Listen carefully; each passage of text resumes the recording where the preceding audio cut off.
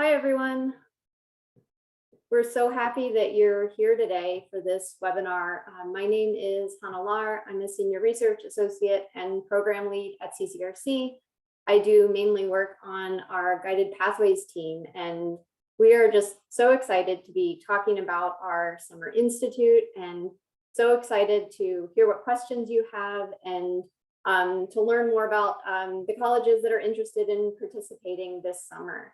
So the goal of the webinar today is to share a little bit more with you about the Institute itself, kind of our goals for the Institute, why we're doing the Institute, and then some details on the application process and the schedule and the timeline.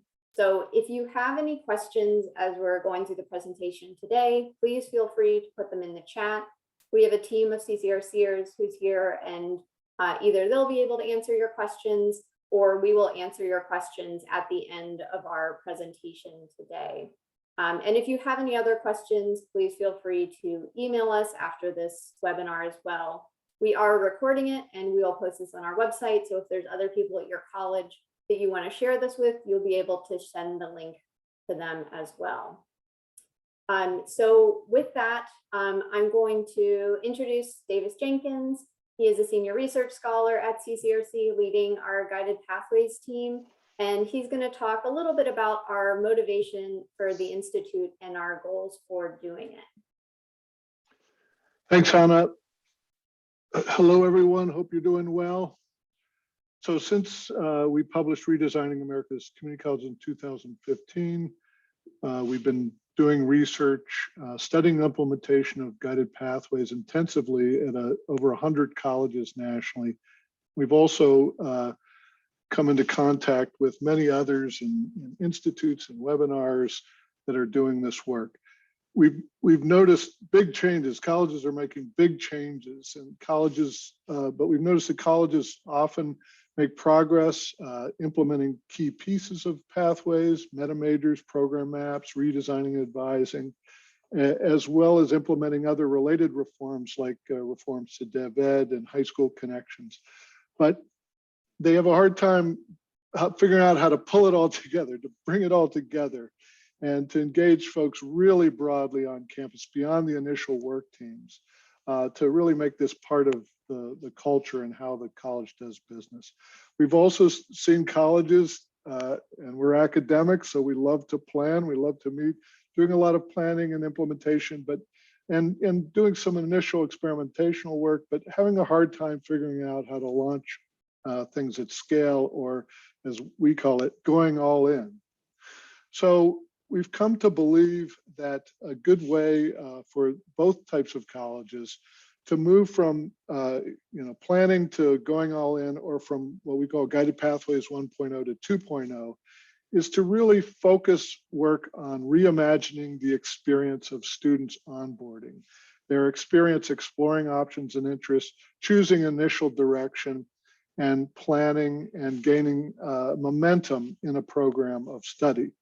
We think onboarding is important for a number of reasons. Next slide. First, we and others have done a lot of research showing that students who gain early momentum in a program are much more likely to graduate and transfer successfully, and that the effects are especially strong for students of color and low-income students.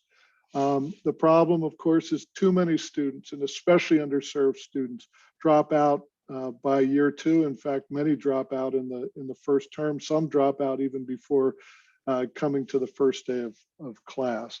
And too many of those who persist are really not in a program of study that clearly leads to a job or transfer in a major. So they're racking up a bunch of credits, but they're not completing, and many of them unfortunately won't complete any credential. This is particularly critical problem now when all the colleges are facing problems of advancing equity as well as enrollment. And then finally, we found it a good place in terms of the Guided Pathways 4 pillars. This is really focusing on pillar 2, the onboarding, but it builds on pillar 1 and it lays a foundation for pillars 3 and 4. So in general, next slide, we've come to believe that while Guided Pathways involves big changes what we might call technical changes to practices and systems and the like. Really, that's not going to happen. It's not going to happen at scale unless we change people's mindsets. And once folks have the right mindsets, practice will, the practices will follow, and people get very creative and think up stuff that Hannah and I, even Hannah, never would think of. So with respect to program onboarding, there are three big mindset changes. The first is choosing a program, finding a program that's a good fit as a developmental process. It's not something that's going to happen at an advising session or taking a career assessment, as important as those activities are. It's going to take place over time, at least through the first year. Second, providing information and assessment about career and academic interests up front is very useful and important, but it isn't enough. And in fact, we've developed a framework that we call Ask, Connect, Inspire, and Plan that would be the focus of the Institute. That essentially research-based design principles for redesigning the student onboarding experience so that it's more than information. We're asking students, what are you interested in? We're connecting them with people they're interested in. Hannah's interested in drones. We connect her with the drone nerds. We inspire students. Every student has to have a light the fire learning experience in their first term. We shouldn't be taking students' money unless we have them help them develop a full program, individualized plan by the end of the first term. And then we need to tailor this Ask, Connect, Inspire, and Plan to different student groups. And we need to be aggressive in reaching out, especially to underserved groups who aren't likely to, seek out advising and the like. So the Institute is designed for colleges that have laid the groundwork for guided pathways, done a lot of planning and are ready to, maybe some initial stuff and are ready to go all in, or those that are at 1.0, implemented a lot of the key pieces, but want to bring it all together and engage the colleges. This is not an introduction to guided pathways. The focus is on changing mindsets, reimagining the program onboarding experience using data and the Ask, Connect, Inspire framework. And the goal of this is to come out as a team, we're working with teams from your college, for a sort of a communications and engagement plan for changing mindsets broadly around these key ways of thinking that we've seen have really helped college catalyze their work or accelerate work that they've already gotten going. Last thing I'll say is we want you to come out of this with these ideas adapted and translated into your own context, your own colleges. The idea is not to start a new initiative. It's to build on, focus, and integrate your existing initiatives using these ideas. So I hope that gives folks a sense of what the audience we're looking at for, the types of colleges we're looking, what we hope to achieve. But of course, you have any questions, let us know. So I'll turn it back over to Hannah to describe how this will work in practice. All right, thank you, Davis. Okay, so as he said, if you have any questions, please put them in the chat. And after this webinar, if you're wondering, like, is our college, is this a good kind of fit for where we are in terms of our guided pathways work, just send us a quick note, and we're happy to chat about it. So I just want to go over some of the details, dates, times, things like that. So we are offering two-week sessions this summer. So the first session is from June 6th through the 16th, and the second session is from July 11th through the 21st. On the application, we ask you to indicate which session you want to attend. If you can attend both sessions, that certainly helps with scheduling for us. If you prefer one but can do the other one, let us know that. And then we will make determinations about which session based on all the information that we have at the end. So as Davis mentioned, and we talk about on our website, the Institute is 2 weeks long, and it includes synchronous and asynchronous content. So the entire institute, we're going to do it on Zoom, and we use Teachers College's Canvas platform as a way to organize a lot of the materials. It's where you'll find all the Zoom links for the session, all the materials, slides, worksheets, and things like that. So those are the main two tools that we will use this summer. The way we set up this institute is that the synchronous content will take place on Mondays and Thursdays of those 2 weeks. So for the first session, the synchronous content is on June 6th, 9th, 13th, and 16th. And for the second session, the synchronous content is on the 11th, the 14th, the 18th, and the 21st of July. So just to put this visually out there, on Mondays, what we'll do is we'll be together on Zoom from 11 to 1 and then from 3 to 5 Eastern on both Mondays of those 2 week sessions. Same thing on Thursday. So we'll be together from 11 to 1 and 3 to 5. That means before the sessions, between the sessions, after the sessions, you can do your, go back to your regular jobs and do the, so you have time to keep on doing your job through the Institute.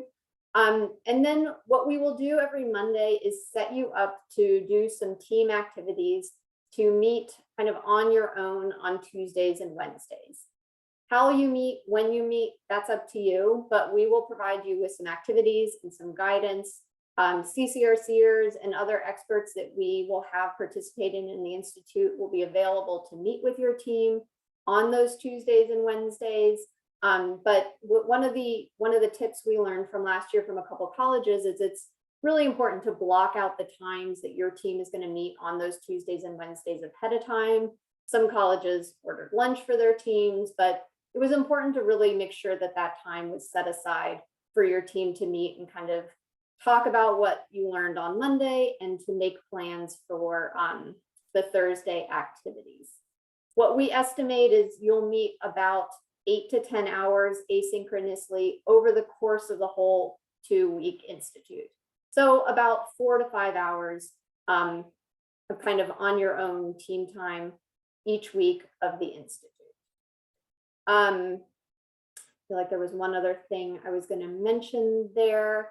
One thing about the synchronous sessions that we have, we really set it up so that it includes a lot of team time and discussion during the synchronous periods as well. So we are not going to be doing any long lectures, any really long presentations during the synchronous time.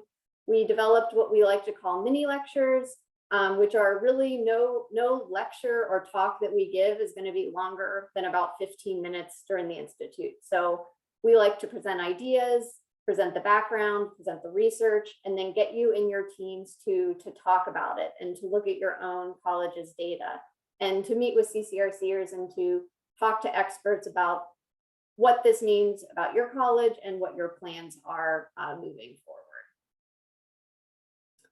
And then after the Institute, we will be available for coaching support throughout the summer and fall of 2022.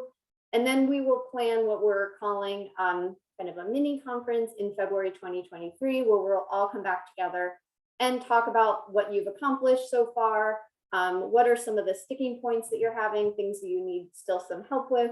So we have a couple touch points planned throughout the year after the Institute so that we can stay in touch and continue learning together. So we are researchers, and so the data are going to be important to the Institute. And the ideas that we're talking about, this idea of program onboarding, we want to ground a lot of that in kind of your college's data and what that says about the student experience at your college. So we are going to ask you, and we will work with your IR folks to pull some data ahead of the Institute. And then we'll also provide you with some data that we've pulled together from iPads. So we will work with you to complete these data exercises ahead of time. They are not that difficult, but they are focused on pulling some program level enrollment data and course taking data that we'll use as the basis for discussion in the Institute. And we're available to help with that, to answer any questions about the data. Our plan is to give you, at least a month, maybe even more, to complete the data exercises. So there'll be plenty of time and support to do that. So let me just talk a little bit about the application process. I see some questions. There have been some questions about team composition. Okay, super. I will get to that in a second. All right, so applying to the institute. I told him you'd get to this. Okay, thank you, David. All right, so who should apply? So we really want to provide support for colleges that to date haven't had a lot of significant support to implement guided pathways reforms. So on our website, we did talk about wanting to encouraging colleges that were in states without guided pathways initiatives to apply. And while that is certainly true, we also recognize that there are colleges and states with guided pathways initiatives that also want to participate. So we would just say in your application, just talk about your rationale for applying to this institute. How do you think this is going to help your college move your work forward? And then we also want to encourage kind of cross-functional guided pathways teams that, as Davis talked about, wanted to move from guided pathways 1.0, which is often like a lot of the pieces like meta majors and program maps and DevEd reform and advising, to guided pathways, which is really bringing it all together with this focus on helping students enter and complete programs of study. We're also interested in supporting colleges that have kind of laid the groundwork and want to start really thinking about guided pathways, start on their guided pathways 1.0. So in your application, we want to hear from you about why is this right for your college now? What is it that you hope to learn in this institute? And elements of a strong application. So we are looking for kind of a clear commitment from college leadership to implement these college-wide reforms to really reimagine the institution at scale. We're looking for compelling articulation of how the institute will support your college's work and a clear rationale for your team. So what we recommend is a team of about 5 to 8 people. If you want to include more than 8, we did last year have teams that were 10, I think even 11. So we are open to that, especially because this is on Zoom, so we're able to accommodate larger teams. So that's definitely one of the benefits of this virtual institute. We are really looking though for cross-departmental, multi-level teams. So senior leaders, we think that that's really important. Vice presidents, we had some teams with presidents last year, though it's not a requirement that the president participate in the institute. We encourage several deans to be included on the team. If possible, the person who is pulling the data, your IR person on the team, and faculty members and advisors. So people who are really directly working with students. We know it can be a little more difficult to include faculty members in the team over the summer, but we think that that is really critical. So we are going to be looking for that in the application as well. And in the application, we ask you to identify who the team members are and also to identify a lead. So a guided pathways lead who will be our main point of contact during the application process. Some important dates. So the applications are due February 8th by 11:59 Pacific. We have a Google application. It's just in a Google form that we're asking you to complete. Only one application per college. We have 5 short answer questions on the application. So hopefully it won't take too long to complete it. After we get the applications, we will be conducting some short interviews with teams, and then we will notify the teams that are selected to participate in early March so that you have time to make sure this is on everyone's calendar and can really start to plan for the institute. And as I mentioned earlier, we will get you the data exercises soon after that so that you have time to complete those as well. So let me pause there and see if there's any other questions.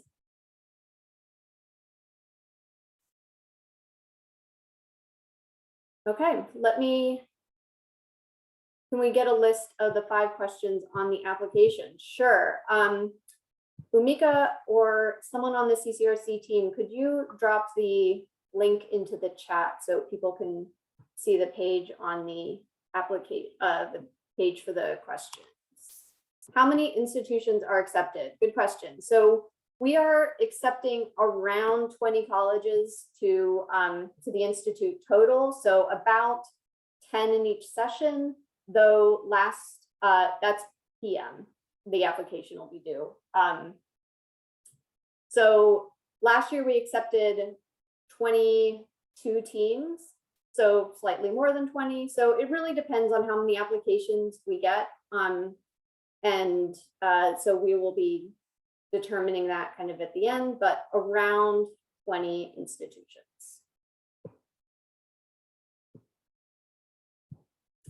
All right, thank you, Mika, for dropping the questions into the chat. And that is, yes, 11:59 p.m. And the questions, just to go over them really quickly, as I mentioned, 5 short answer questions, but we're interested in your college's guided pathways work to date.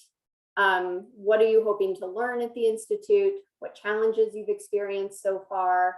How your colleges use quantitative and qualitative data, and how you plan to communicate what you learned from the Institute back to your college community. That's a really big, important piece of this, since, even if we have a team of 10 people, it still is only a small part of your college. So we really want to encourage you to think about how are you going to take these ideas back.